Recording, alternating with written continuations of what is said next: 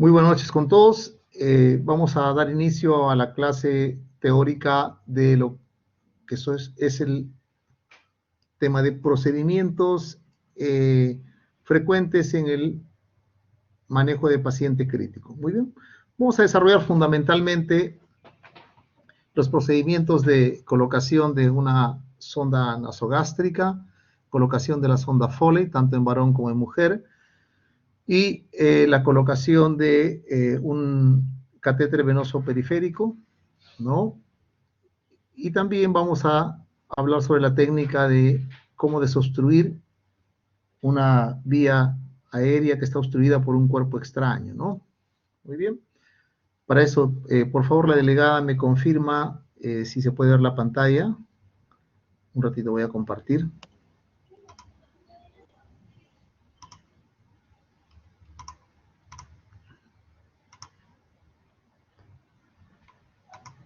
Literalmente estoy viendo las presentaciones de Me Conecto Conmigo a...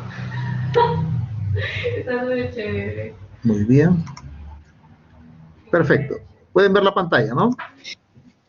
Sí, doctor, sí se visualiza.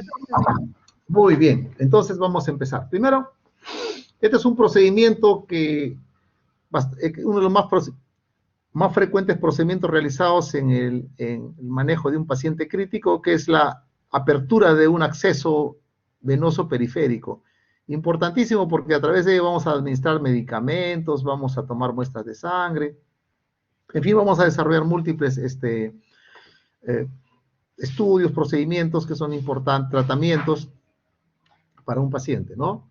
Muy bien, en líneas generales empezaremos con la definición. Pues un catéter venoso periférico es un tubo delgado, flexible, que se inserta por una vena periférica, ¿no? Normalmente se inserta en la parte inferior del brazo o en la parte posterior de la mano. Se usa para administrar líquidos, transfusiones de sangre, tratamientos quimioterapéuticos y una múltiple variedad de medicamentos que se administran por vía intravenosa, ¿no? Muy bien. Las indicaciones son fundamentalmente tres. Es administrar medicamentos, fluidoterapia, ya sea con soluciones cristaloides, soluciones balanceadas, coloides, etc. Y la transfusión de hemoderivados, es decir, sangre, paquetes globulares, paquetes de plasma fresco congelado, crioprecipitado, o unidades de plaquetas, ¿no es cierto? Muy bien, esas son las indicaciones. Ahora, importante es que conozcan estos catéteres, como lo pueden ver acá. Los catéteres tienen una característica que se ha universalizado, el diámetro de los catéteres que le permite tener determinado tipo de flujo, y también los colores, ¿no es cierto? Entonces, ustedes pueden encontrar diferentes tipos de marcas, ¿no? Avocat, Terumo, etcétera. Y sin embargo, van a mantener los colores, ¿ya? El catéter más grueso que tienen ustedes disponibles es un catéter anaranjado, que es de 14 gauge. El catéter, luego sigue el catéter gris, que es de 16, el catéter verde, que es de 18 gauge, el catéter rosadito, que es de color de 20, y 22 el azul, el amarillo es de 24, el violeta es de 26. En líneas generales, ¿ya? En líneas generales, ustedes se van a dar cuenta que mientras más aumente el número de G el diámetro es menor, ¿ya? Muy bien, entonces vamos a correlacionar el diámetro con el volumen que se puede infundir a través de estos catéteres, ¿no? Entonces, el catéter 14, por ejemplo, te puede dar un volumen de 240 mililitros por minuto. Es decir, que usted un litro lo puede pasar en aproximadamente 4 o 5 minutos, si lo deja, digamos, a goteo libre, ¿no? Un catéter gris, que es el 16, le va a pasar 180 mililitros por minuto, y un litro de solución salina o de cualquier otro fluido va a pasar más o menos en 5 minutos y medio, 6 minutos. El verde, en 90 mililitros por minuto, un litro pasará en 11 minutos, y así sucesivamente, ¿no? Por lo tanto, podemos inferir de que si tenemos un paciente que tiene un shock hipovolémico, un paciente que requiere grandes cantidades, digamos, de fluidos, algo viscosos como la sangre, pasar volúmenes de cristaloides. Obviamente, un catéter 24 o 26 no van a ser los catéteres más adecuados para este paciente, ¿no? Porque si no, imagínense, un litro, yo voy a pasar de solución salina con un catéter 26 en un minuto, un cuarto, una hora, un cuarto, un catéter amarillo, o sea, 24, en 50 minutos, ¿no es cierto? Entonces, lo ideal mínimo sería pues poner un catéter 18 o 16, ¿no? Idealmente, en otros pacientes que están en una situación de trauma o hipotensos, en shock circulatorio, que van a requerir volúmenes, ya sea cristaloides, coloides o hemoderivados, ¿cierto? Entonces es importante. Tal vez lo que más vamos a ustedes, el uso es el verde, que es el 18, o el 16, ¿no? Muy eventualmente un catéter 20. Lo que pasa es que a veces también es difícil, hay pacientes que tienen accesos venosos difíciles, ¿no? Entonces, uno quisiera idealmente colocar un catéter 16, pero a veces solo puede colocar un catéter 20, ¿no? Pero vamos a ver que la velocidad de infusión va a variar en estos catéteres, ¿no? Van a ser mucho menor. Muy bien. Las partes de un catéter, ¿no? Parte de un catéter tiene una cámara trasera. Acá este es un catéter, ¿no es cierto? Recuerden, esta punta así angular se llama bisel, ¿no? Este es un fiador metálico, ¿no? Guía metálica. Sobre esto está algo que es transparente, ¿no? Que es el catéter en sí, de plástico que se queda ahí el catéter, ¿no? Pero para colocarlo, esto tiene una aguja metálica, ¿no es cierto? Acá tiene este es el cono de conexión, cuyo color es el que nos da digamos, la capacidad de flujo que va a tener ese catéter, ¿no? El número. Por ejemplo, todos se han dado cuenta con la explicación que este es un catéter número 20, ¿no? Porque es catéter rosadito. Y acá tiene una cámara trasera. Esto sirve para ver, por ejemplo, cuando usted ha llegado a canalizar la vena y está en la vena, ¿no? La sangre va a entrar por acá y va a comenzar usted a ver que aparece la sangre acá. Es decir, que usted está realmente en vena, ¿no? Esa cámara te permite verificar que realmente has entrado a la vena, ¿no es cierto? Muy bien. Son las áreas de inserción, no pueden ser estas son las áreas de inserción del dorso de la mano, ¿no es cierto? ¿No? Son las ramas digitales, ¿no? Y acá también ustedes tienen las venas del antebrazo, ¿no? ¿No es cierto? Entonces ustedes tienen acá las venas la cefálica, tienen de las venas antecubitales, la basílica, etcétera, ¿no es cierto? Entonces tienen los sitios frecuentes de inserción, como habíamos dicho, ¿no? Los del antebrazo, en la cara, digamos, ventral, ¿no? Y en la mano es en la cara dorsal, donde se va a colocar, ¿no? Son las venas dorsales metacarpianas. Muy bien. El procedimiento de inserción del acceso venoso, acá es para que ustedes ya lo puedan revisar, porque vamos a pasar un video sobre eso, que me parece más explicativo. Pues en líneas generales, ¿no? Tenemos que colocar la extremidad en una posición dependiente para que pueda llenar, ¿no? Porque si lo ponen ustedes, la mano está hacia arriba, entonces eso no permiten que se ingurgiten las venas, ¿no es cierto? Hay que poner un torniquete, más o menos unos 10 centímetros por encima de la zona donde planeamos hacer la venopunción, donde vamos a insertar la aguja, ¿no? A veces un poquito masajear la parte distal al sitio donde vamos a colocar el catéter, ayuda un poco a la ingurgitación de las venas, el hecho que el paciente abre y cierre el puño, ¿no? Eso nos ayuda un poco. Y que obviamente la parte de la bioseguridad es muy importante, ¿no? Para evitar contagiarnos, para también llevar infecciones al paciente, limpiar el sitio de venopunción, ¿no? Con una solución antiséptica, ¿no? Dejar que se seque, entonces sujetar bien el catéter en su parte trasera, es decir, que nos permita ver la cámara visual, para cuando lleguemos a la vena, entonces y el reflujo de sangre que hay, podamos estar seguros que estamos en la vena, ¿no? Nunca coger del cono, ¿no? Donde está el color que define el diámetro del catéter, ¿no? Siempre se introduce el catéter con el bisel hacia arriba, ¿no? Más o menos unos medio centímetro, unos 5 o 6 milímetros debajo del punto de inserción de la vena que queremos nosotros acceder, ¿no es cierto? Luego de que atravesamos la piel, dirigimos hacia la vena en un ángulo más o menos de entre 15 a 25 grados, ¿no? O sea, no muy plano ni muy levantada la aguja, ¿no es cierto?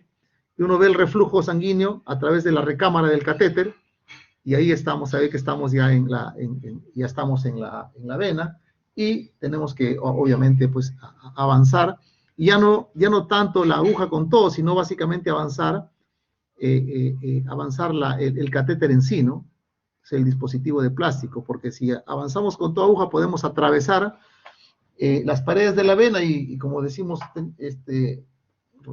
rompemos esa vena, ¿no es cierto? Muy bien, entonces estamos acá, los explica mejor, ¿no?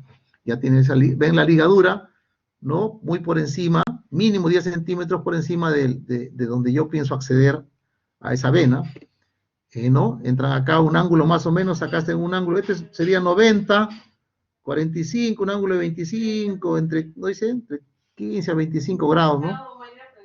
Y más o menos unos 6, 7 milímetros antes de esta vena que voy a acceder, ¿no es cierto? Muy bien, acá como pueden ver también, estamos accediendo, ¿no? Es angulación más o menos, ¿no? Unos 25, no más de 30 grados, ¿no? Muy bien, y acá luego continúa explicando, dice, ¿no? Sujete con firmeza el cono de color del catéter, va a retirar la aguja un poquito, y si hay reflujo, quiere decir que la aguja está dentro de la vena. Hay que soltar el torniquete, ¿no? Y luego hay que avanzar, dice el catéter, deslizando el cono sobre la aguja, el cono de color sobre la aguja. Muy bien. Luego vamos a ejercer un poquito de presión en la vena proximal al catéter para bloquear que la sangre siga saliendo por el catéter, ¿no? Porque recuerden que cuando sacamos el fiador de metal, va a quedar el catéter libre y por ahí puede salir sangre a veces y obviamente contaminarse, ¿no? Retirar con cuidado la aguja y conecte la venoclisis con el catéter, ¿no? Y vamos a impulsarle ya la infusión. Luego vamos a poner un adhesivo transparente. Una de las marcas más conocidas son el Tegaderm, que usamos bastante y le llamamos Tegaderma, así no sea esa marca Tegaderm, ya nos hemos acostumbrado a decirle Tegaderm, que realmente es un adhesivo transparente, ¿no? Muy bien. Y luego hay que chequear que no se haya infiltrado, que al pasar la vía esa vena no se hinche, porque si no puede ser que está infiltrada, está fuera de la luz de la vena, ¿no? Muy bien, y hay que etiquetar siempre, poner la fecha y hora, porque cada cierto determinado tiempo tenemos que cambiar esa vía periférica, ¿no? Esa vía no tiene que estar más de 48, 72 horas, ¿no? Qué número de catéter hemos colocado, etcétera. Sobre todo la fecha y hora, ¿no? Porque el número de catéter ya ustedes lo van a reconocer a través del color que tiene el cono, ¿no? Que eso es algo, digamos, ya estandarizado, como hemos hablado, ¿no? Verde, 18, 20 es rosadito, gris es 16, anaranjado es 14, y así sucesivamente, ¿no? Yo me conozco más los grandes porque esos son los que más usamos, o medicina de adultos, ¿no? Muy bien, acá como ustedes pueden ver, por ejemplo, acá, ¿por qué está presionando? Acá hace presión antes de retirar la aguja, porque si no hace presión va a salir la sangre por acá, pues, ¿no? Entonces va a chorrear y va a hacer todo, va a ensuciar la mano del paciente y va a contaminar también, ¿no? Entonces usted hace presión, pues ya usted corroboró, por ejemplo, acá esta es la cámara trasera, ve que hay sangre, ¿no? Ya corroboró, ahí lo detiene, retira la aguja, ¿no? Luego que retira la aguja, tiene que poner este adhesivo, ¿no? Para fijar la aguja y también tiene que ser transparente, porque al ser transparente nos permite mirar si es que hay algún signo, por ejemplo, de enrojecimiento, ya de eritema, de flebitis, de infección, ¿no es cierto? Pues es importante, ¿no? Ver también si se hincha acá, cuando a veces se sale de su lugar la aguja porque el paciente se movió, etcétera, ¿no? O no se colocó bien también la aguja, ¿no? El catéter, ¿no? Se pone acá, se pone la fecha, inclusive la hora, ¿no es cierto? Para tener un control. A veces el personal que lo colocó sale, no lo reportó, pero ya en la historia clínica, pero ahí usted puede ver que ha sido colocado en tal fecha, ¿no es cierto? ¿Qué complicaciones puede existir? Bueno, que se pueda infiltrar o extravasar, ¿no? Es decir, el líquido el tratamiento que estoy dando pueda salirse de la luz de la vena e irse a los tejidos, ¿no? O la flebitis o inflamación y irritación de la vena, ya sea porque es una sustancia irritante que no se diluyó apropiadamente, porque la sustancia está muy concentrada, etcétera, etcétera, ¿no? Que hay una infección en el sitio de punción, ¿no? No se ha tenido una apropiada limpieza de esa área, ¿no? o se ha hecho sobre un área que ha estado previamente infectada y se arrastra pues mecánicamente la infección acá y se puede producir un sitio de infección, ¿no? O sea, una celulitis, ¿no? Puede a través de eso, ¿no? También hematomas, sobre todo en pacientes que tienen algunos trastornos de la coagulación o ha habido mucho traumatismo al colocarla, ¿no? Puede formarse hematomas, ¿no? O inclusive eventualmente se puede hasta formar un pequeño trombo, una trombosis superficial, ¿no? Una tromboflebitis, ¿no? Una trombosis, son complicaciones potenciales que se pueden presentar, ¿no es cierto? Muy bien, y ahora vamos a ver vamos a ver, atención por favor, me verifican.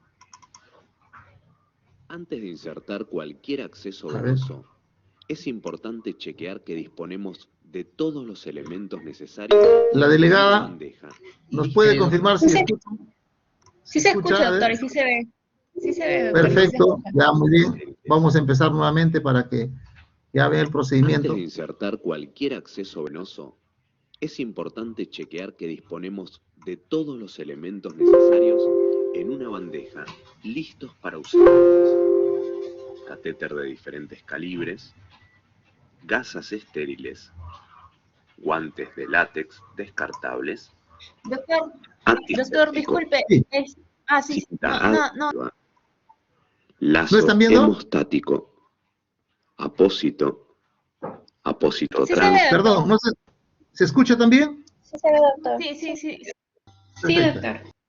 doctor. Rígido para cortopunzantes, Perdón. bolsa Entonces, roja. vamos a poner nuevamente ahí, ya listo ya. A ver, Antes de muy bien. insertar cualquier acceso venoso, es importante chequear que disponemos de todos los elementos necesarios en una bandeja, listos para usar. Catéter de diferentes calibres, gasas estériles, guantes de látex descartables, antiséptico, cinta adhesiva, lazo hemostático, apósito transparente, descartador rígido para cortopunzantes, bolsa roja, pie de suero, sistema de perfusión preparado, solución estéril para infundir guías macro y o prolongador, rótulo. Recordar realizar el lavado de manos. Momento 1.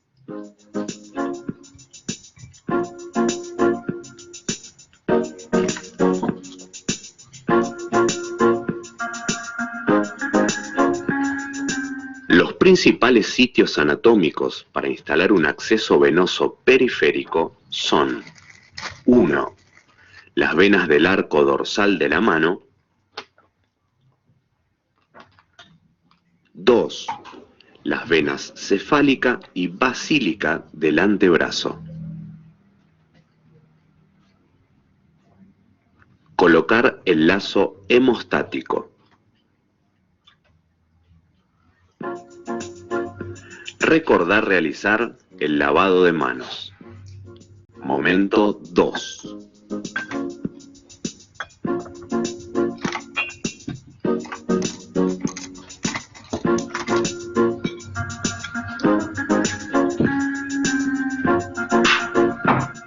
Colocarse los guantes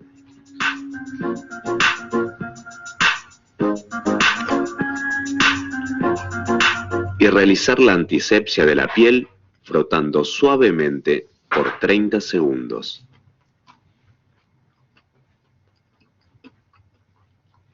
Punzar con el bisel del catéter hacia arriba.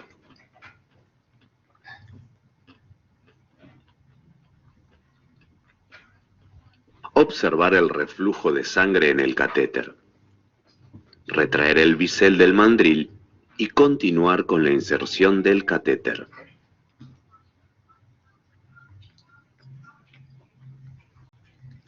Retirar el lazo hemostático y retirar el mandril e inmediatamente colocarlo en el descartador.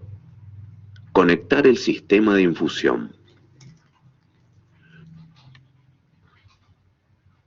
Comprobar la permeabilidad del acceso venoso colocar el apósito transparente sin traccionar ni tensar, apoyando sobre la zona de punción y presionando los bordes a su alrededor.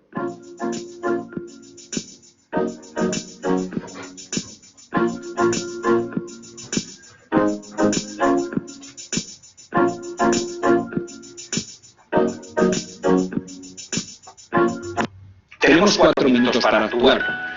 En este momento, el paciente no puede respirar. Estamos ante una parada respiratoria.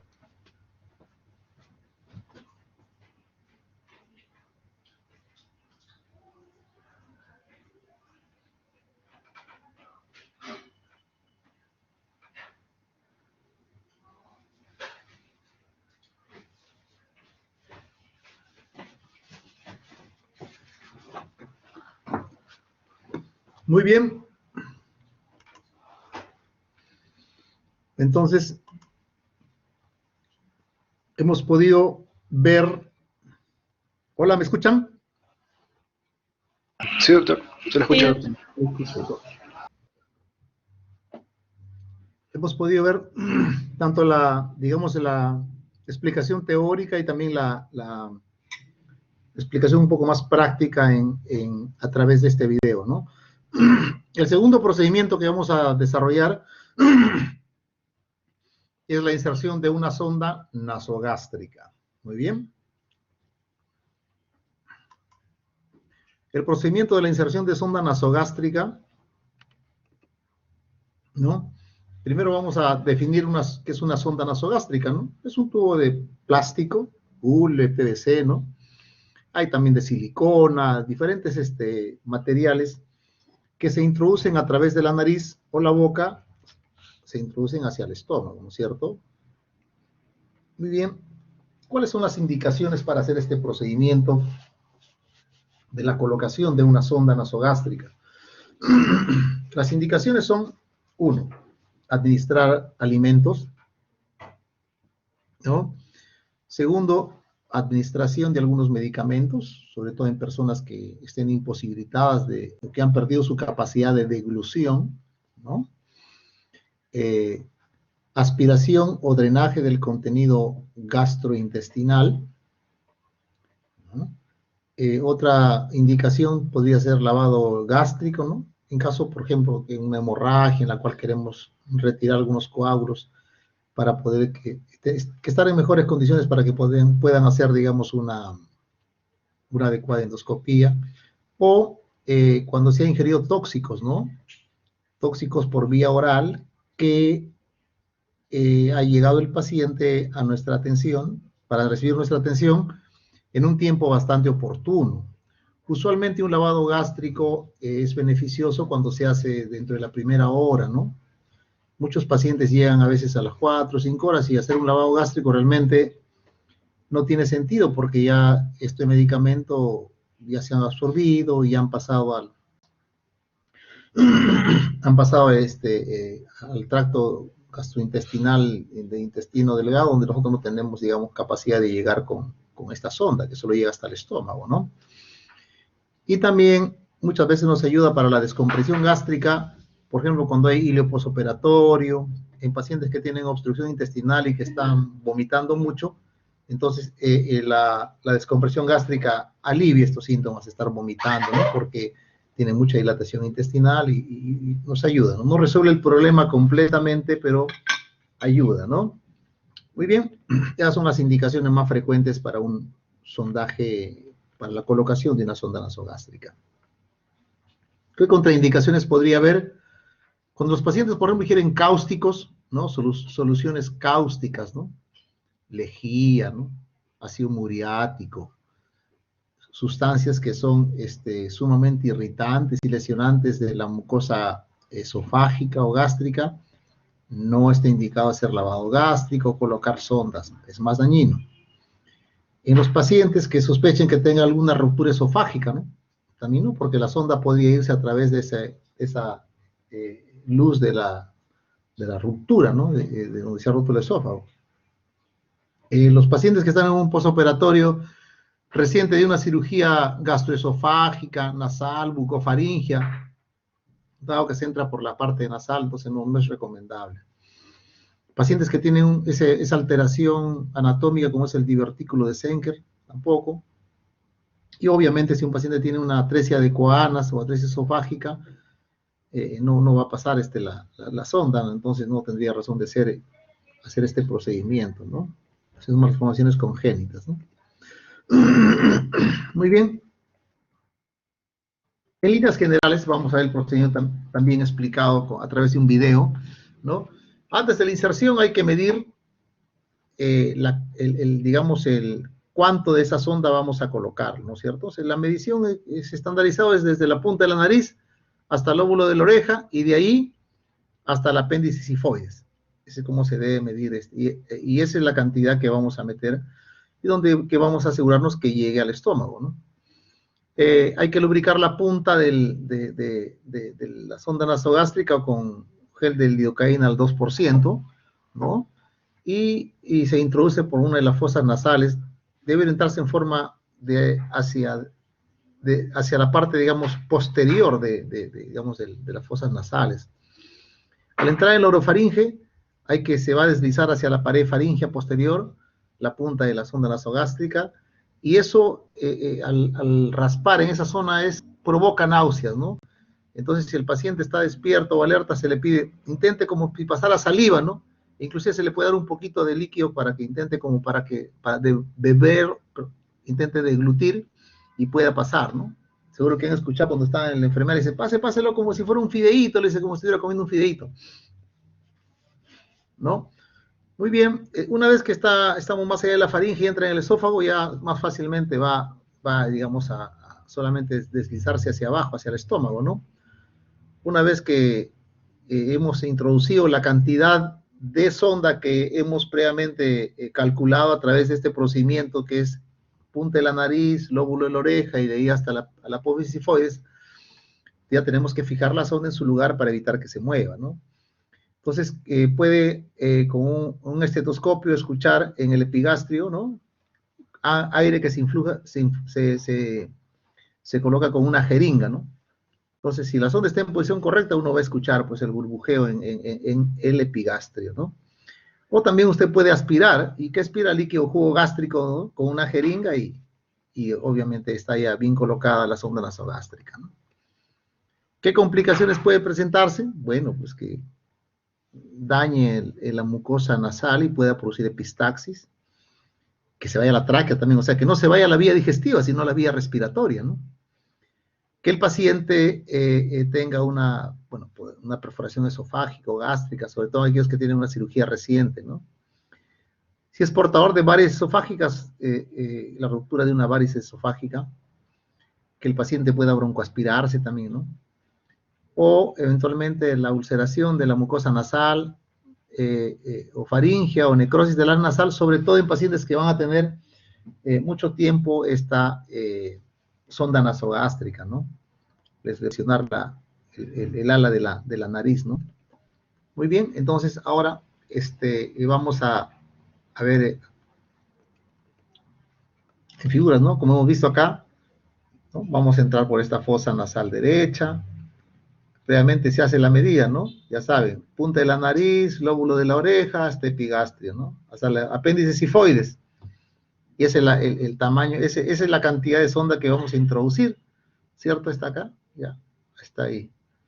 Muy bien. Hay que colocar siempre la puntita, un gel de lidocaína, ¿no es cierto? Y luego vamos a comenzar a introducir la sonda nasogástrica, ¿no? Cuando estamos en la pared posterior, podemos que el paciente intente ingerir un poquito de absorber o pasar la saliva, estimularle para que, y eso hace que con más facilidad pueda pasar la sonda de la pared posterior de la faringe hacia el esófago, a la entrada del esófago, y una vez que está en el esófago ya baja más fácilmente y llega rápidamente al estómago, ¿no? Luego fijamos la sonda, ¿no es cierto? Muy bien. Entonces vamos ahora a ir a un video y por favor me confirman si hay algún problema con el audio o la visualización del video, ¿no? Muy bien.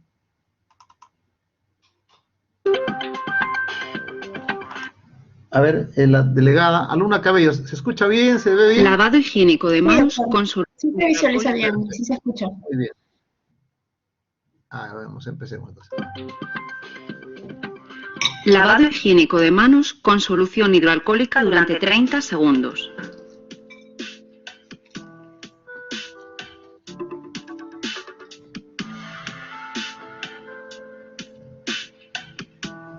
Preparar el material. Batea, empapador, guantes limpios, solución hidroalcohólica, sondas nasogástricas de los números 14, 16 y 18, lubricante hidrosoluble, gasas estériles,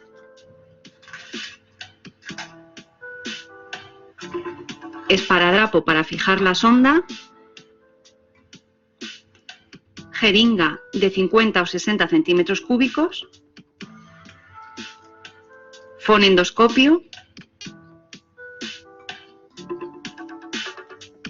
tapón de sonda,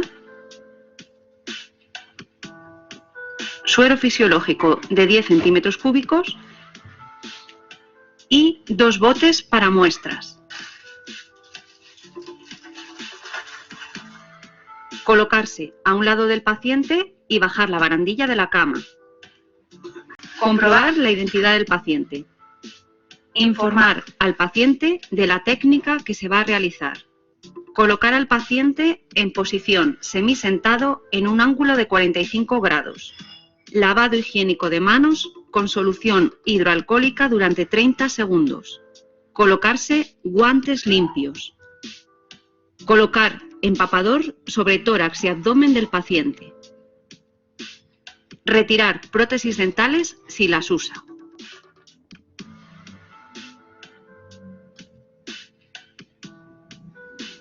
Examinar conductos nasales y limpiarlos si es necesario.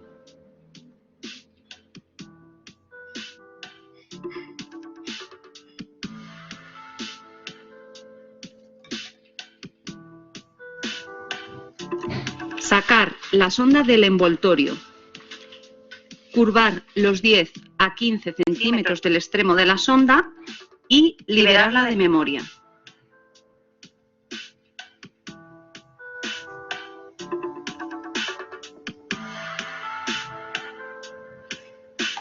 Medir distancia que va desde la punta de la nariz al lóbulo de la oreja y de aquí hasta el apófisis sifoides del esternón. Recordar esa distancia. Lubricar la sonda los 7 a 10 centímetros terminales con movimientos de rotación. Pedir al paciente que pegue la barbilla al pecho si puede y si no, ayudarle.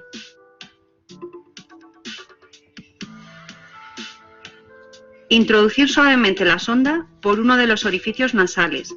Nunca forzar la progresión de la sonda.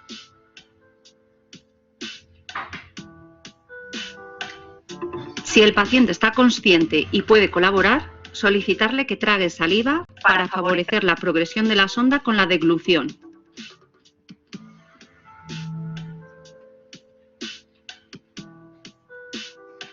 Introducir la sonda hasta la distancia prefijada y pedir al paciente que abra la boca para comprobar que la sonda no está enrollada en la cavidad oral.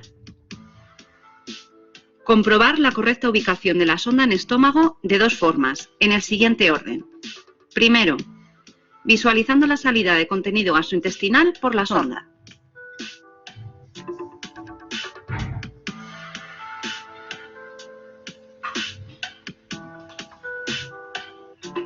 Segundo, auscultando en la zona epigástrica con fonendoscopio mientras se introducen 20 centímetros cúbicos de aire a través de la sonda. Colocar tapón.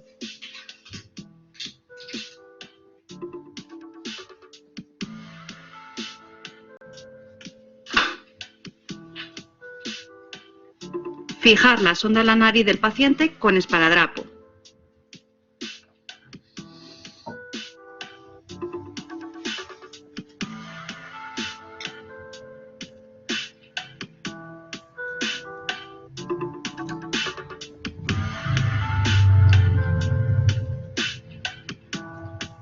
Colocar la sonda hacia atrás. Retirar el empapador.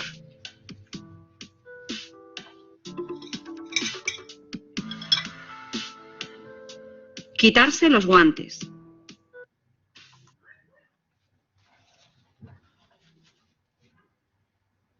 ¿Pongo agua?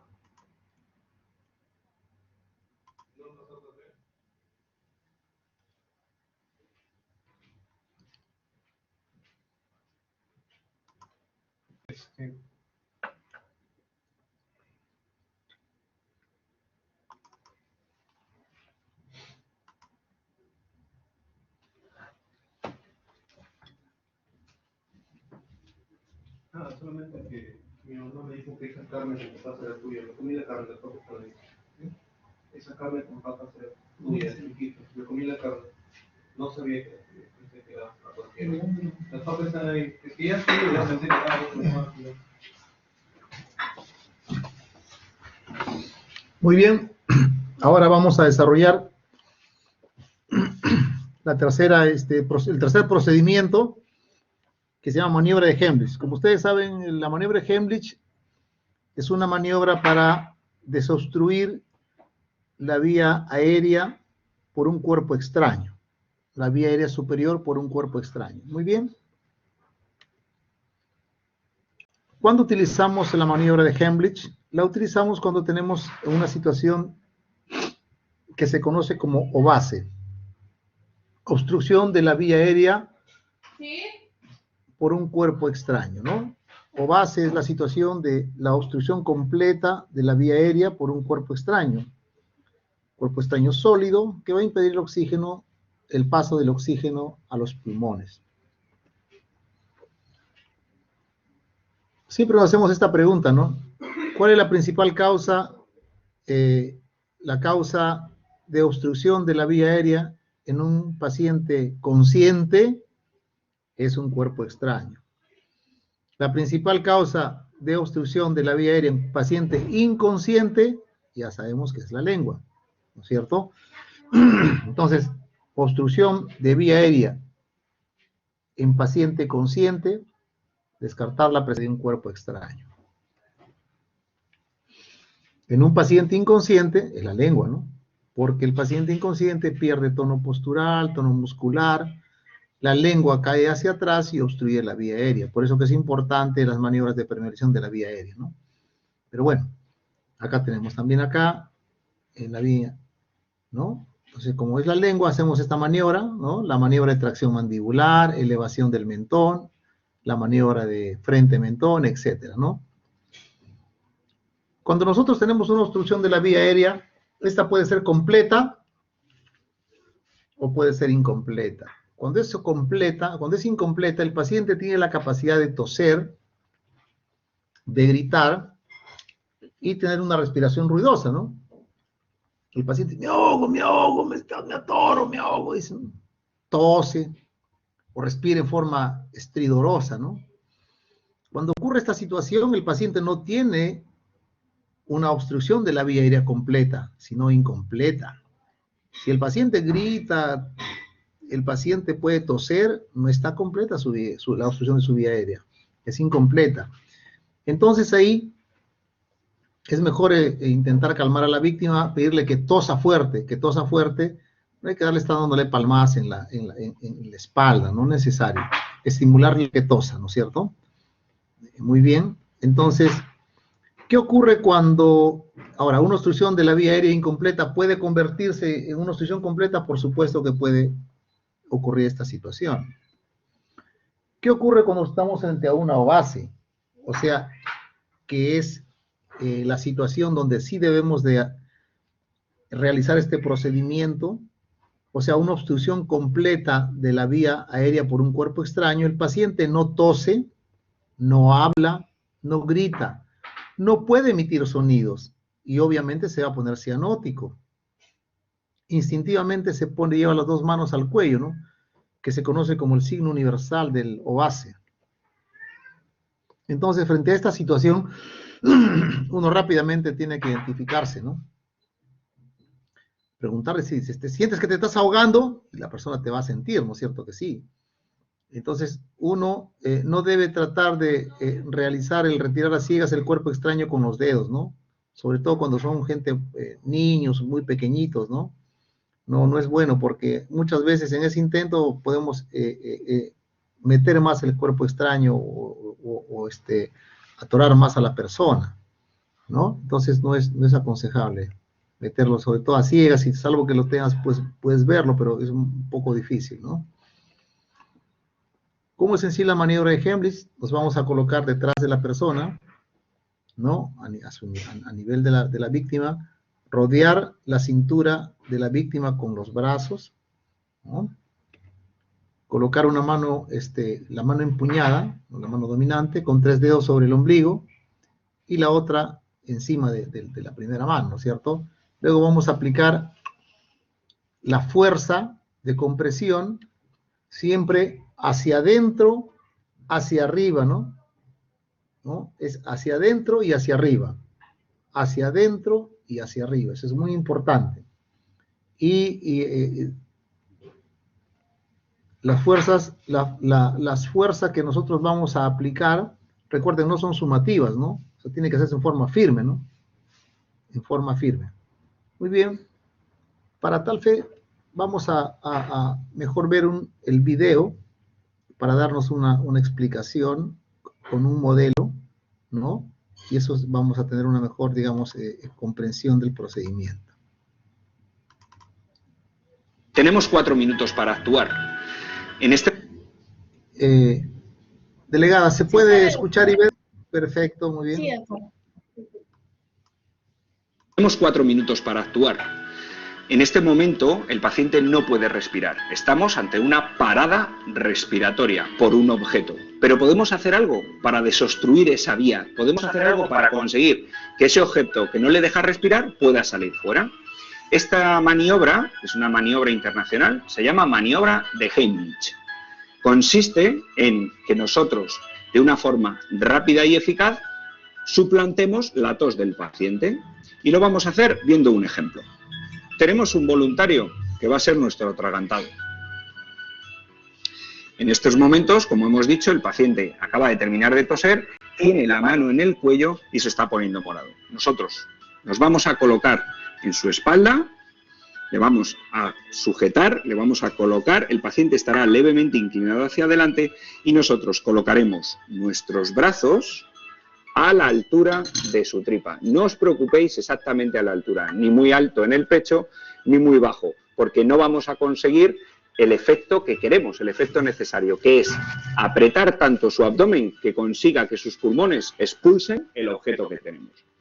Cogemos nuestras manos, las juntamos con el puño cerrado, lo colocamos a la altura de su abdomen y con un golpe seco y firme, como si nos lo quisiéramos llevar a nuestra casa, apretaremos su abdomen lo suficiente como para que el objeto salga. ¿Por qué pasa esto?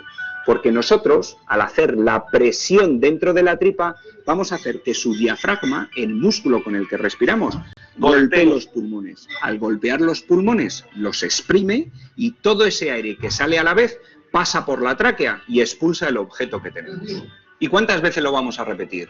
El número de veces que sea necesaria, hasta que salga el objeto por la boca. Porque... Lavado higiénico. Muy bien, ya vimos la maniobra de Heimlich. Ahora vamos a continuar con el cuarto procedimiento, que es la colocación de una sonda vesical o sonda Foley. ¿Ya?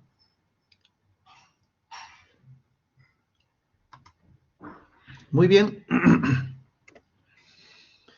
Una sonda o catéter Foley, sonda vesical, también la conocemos como sonda Foley, es un tubo flexible, ¿no? Generalmente son de látex, que en la cateterización urinaria se pasa a través de la uretra y la idea es llegar hasta la vejiga con el propósito de drenar la orina, ¿no? Y poder mantener, digamos que la salida de la orina de la vejiga a través de la uretra en forma permeable, ¿no? La sonda tiene en su extremo distal, ¿no?, un globo de anclaje que se va a llenar a través de un conducto especialmente diseñado solamente para llenar la sonda, como pueden ver acá donde está esta cinta de color rojo, ¿no?, que se va a inflar con agua estéril, ¿no? Muy bien. Como ustedes pueden ver acá, este es el globo de anclaje, ¿no? Y este es el puerto por donde nosotros vamos a llenar, el líquido, idealmente que sea agua destilada o agua estéril, ¿no?, ¿ya?, para llenar este globo de anclaje de la sonda. Por acá es donde conectamos la bolsa colectora, o sea, ¿no?, el conducto que va a la bolsa colectora de orina. O sea, por acá sale la orina, acá nos está indicando el número, el diámetro, que son 18 French, esta es una sonda de 18 French, ¿ya? Nos está indicando, y este es el puerto por donde vamos a inflar el balón o globo de anclaje de la sonda Foley. ¿Cuáles son las indicaciones de la colocación de una sonda Foley? Uno, en caso de shock o falla renal, ¿no?, tenemos que monitorizar la diuresis, ¿no? Deben ustedes recordar que la diuresis es una forma de, digamos, en que el riñón va a evidenciar si es competente o no, ¿no? Si el paciente está orinando menos de 0.5 por kilo por hora, y eso se llama oliguria, y eso es una evidencia de daño renal, amén de que comienza a trepar, o sea, aumentar la urea y la creatinina, ¿no? Y en casos extremos ya comienza a haber hasta alteraciones de tipo electrolíticas, como aumentar el potasio, producirse acidosis metabólica, etcétera, ¿no?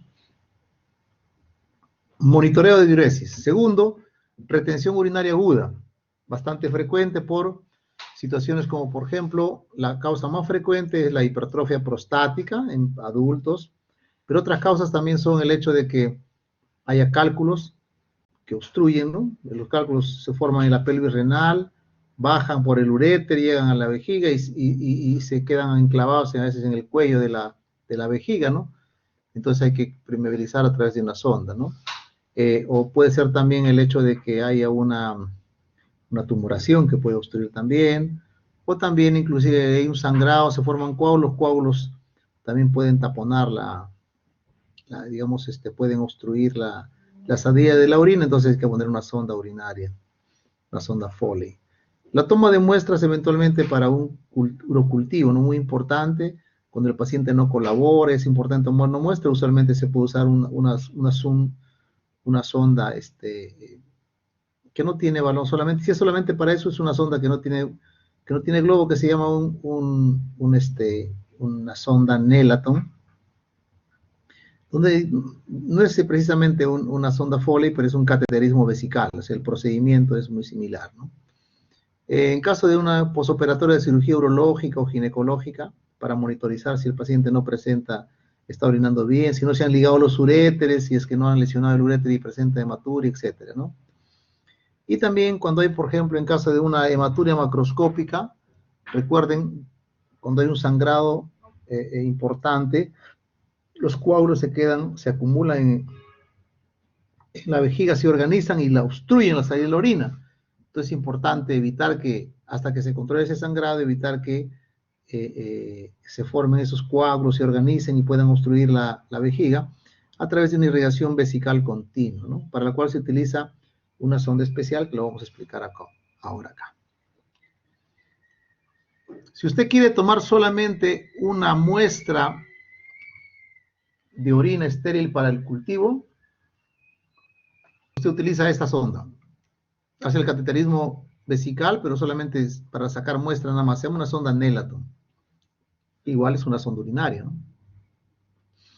Si usted quiere dejar la sonda para solo monitorizar el gasto urinario y mantener permeable la vía urinaria desde la vejiga hacia la uretra, utiliza una sonda Foley, de 2 vías, ¿ya?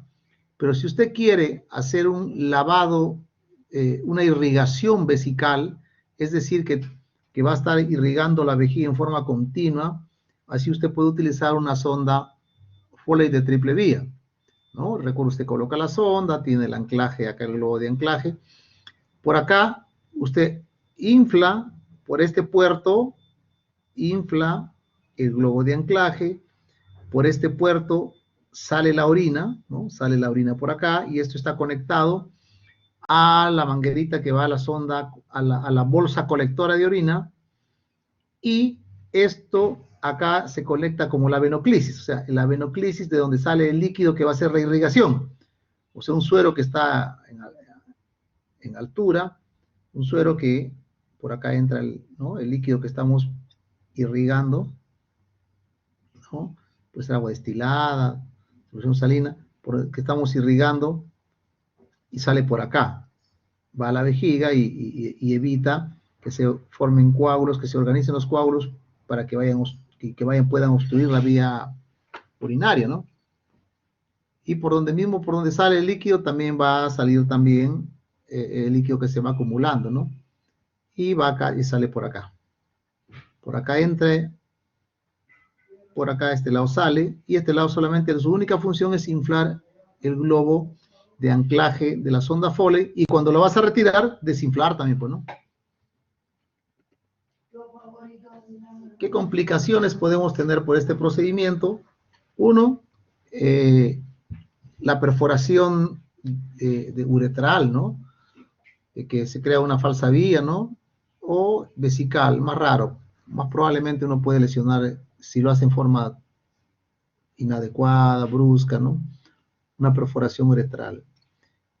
Una causa frecuente, sobre todo cuando no se respetan las normas de higiene, las normas de asepsia, antisepsia, se hacen con los guantes respectivos, con la técnica apropiada, es que podamos llevar a través de la colocación de este procedimiento infecciones urinarias y producir sepsis, ¿no? Buena parte de nuestros pacientes que han estado hospitalizados salen y vuelven a reingresar porque tienen infecciones urinarias por sepsis urinaria, ¿no? La retención urinaria porque se puede obstruir también dentro de la sondita o por estos agujeritos por donde sale la orina, puede obstruirse porque aquí también se puede obstruir por coágulos, ¿no? Que se organizan ahí.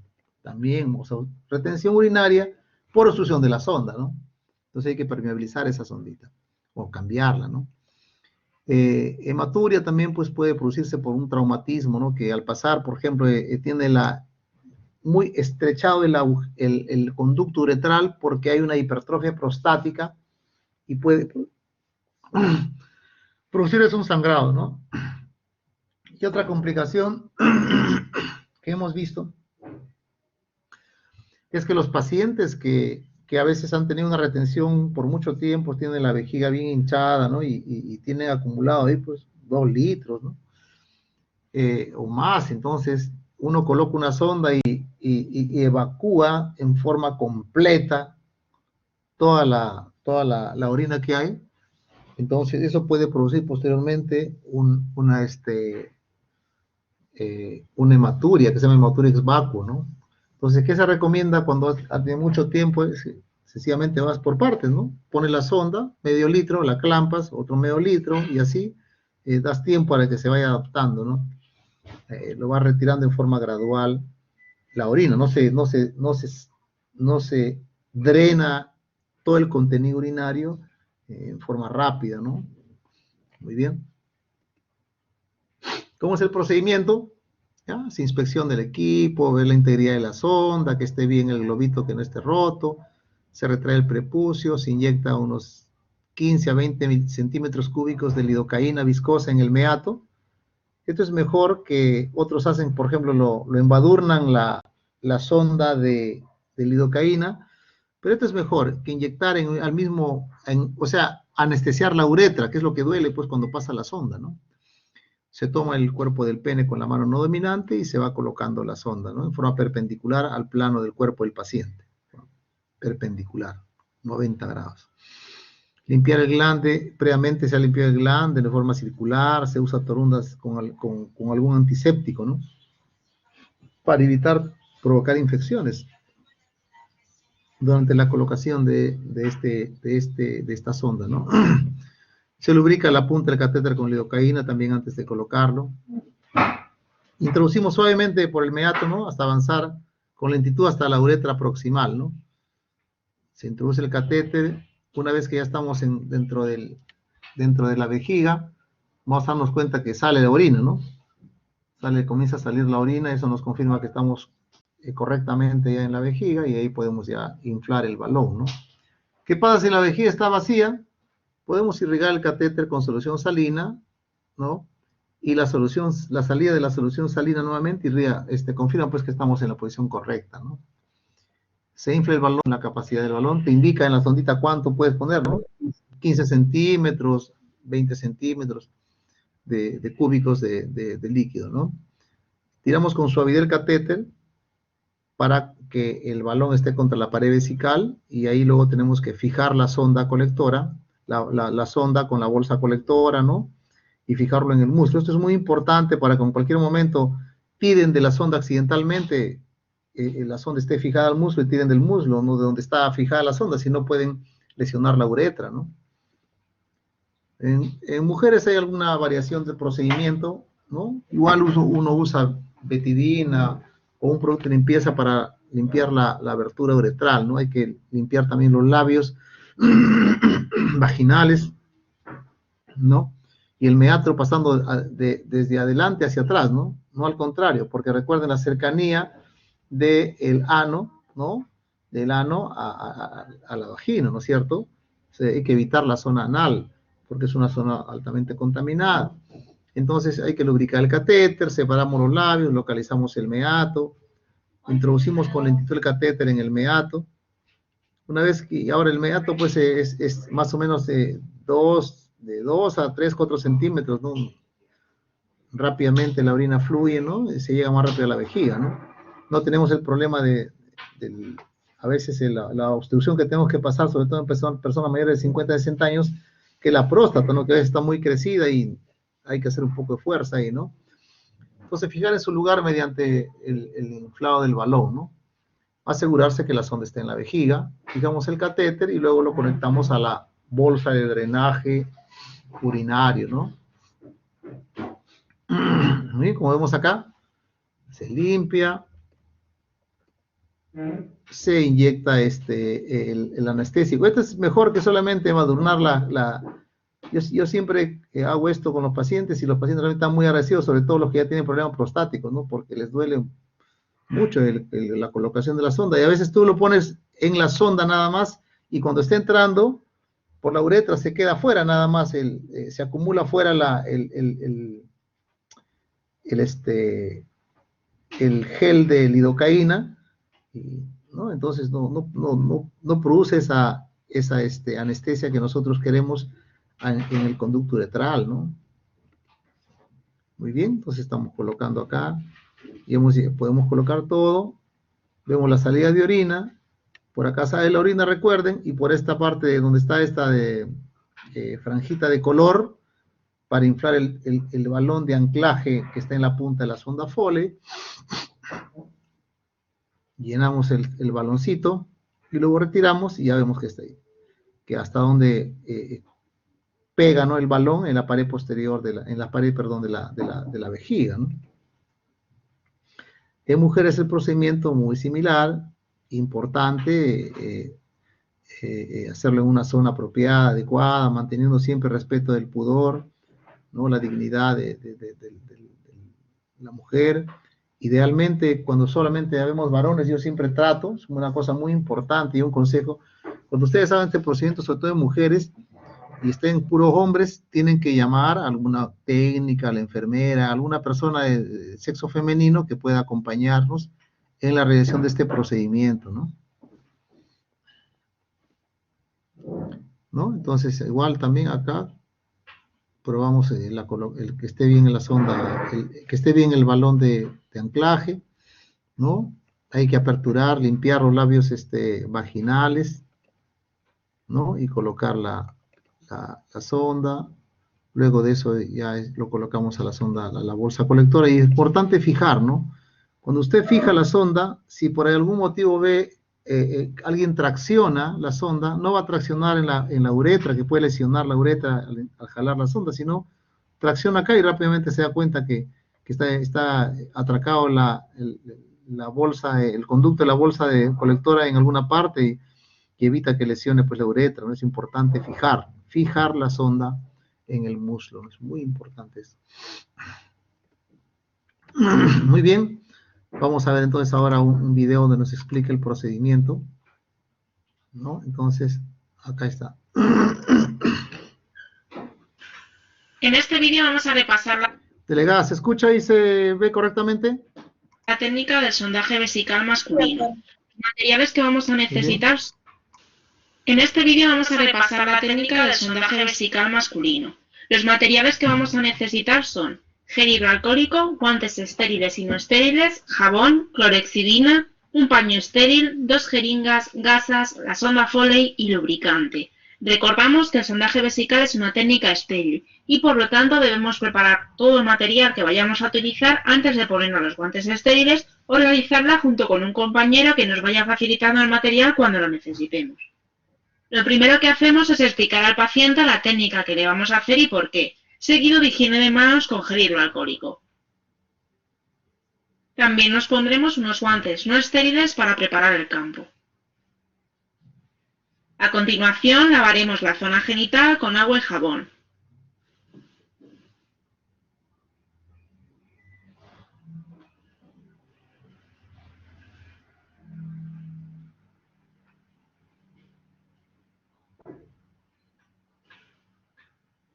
Posteriormente volveremos a lavar con clorhexidina o con povidona yodada, haciendo una correcta retracción del prepucio.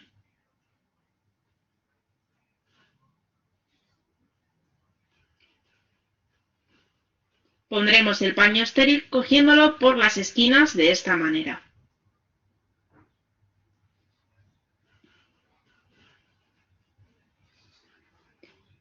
Lo siguiente que hacemos es echar todo el material estéril que vayamos a utilizar, una jeringa, gasas y la sonda Foley. Y nos pondremos los guantes estériles. Si no tuviésemos un compañero, habríamos echado estos sobre el paño.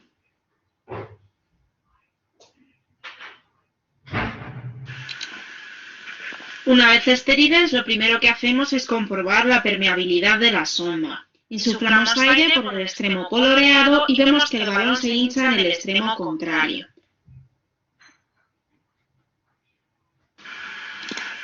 El siguiente paso es la lubricación. Si estuviésemos solos, tendríamos que haber echado el lubricante en una esquina del paño antes de ponernos los guantes. En este caso, nuestro compañero nos echa el lubricante en la mano no dominante, que a partir de ahora será nuestra mano sucia.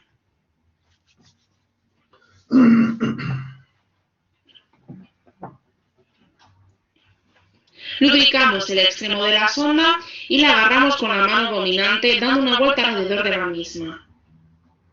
Cogemos el pene por su base y lo colocamos con una inclinación de unos 60 grados e introducimos la sonda por la uretra. No deberíamos encontrar obstáculos a la hora de introducir la sonda. Si fuese así, variaríamos levemente la inclinación hasta que esta pasase.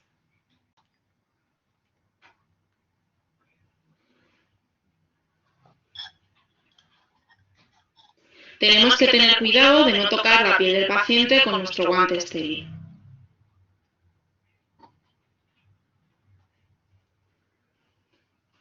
Introduciremos la sonda unos centímetros más desde que salga la orina por el extremo. Una vez introducida, conectamos la sonda a una bolsa colectora y llenaremos el balón de fijación con agua. Es importante no llenarlo con suero, puesto que este cristaliza.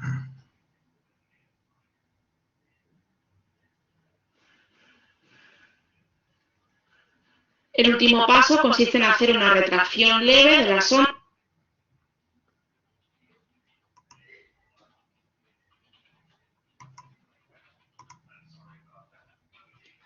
Muy bien. Eso es todo, alumnos, respecto a la parte teórica y también, bueno, los videos demostrativos de los procedimientos más frecuentes en los pacientes críticos, ¿no? Digamos, procedimientos básicos pero que se realizan con mucha frecuencia y que ustedes, como internos próximos que ya van a hacer, tienen que conocer muy bien y dominar, ¿no es cierto?, estos procedimientos, conocer las indicaciones, las complicaciones y sobre todo la técnica, cómo se tiene que realizar este procedimiento.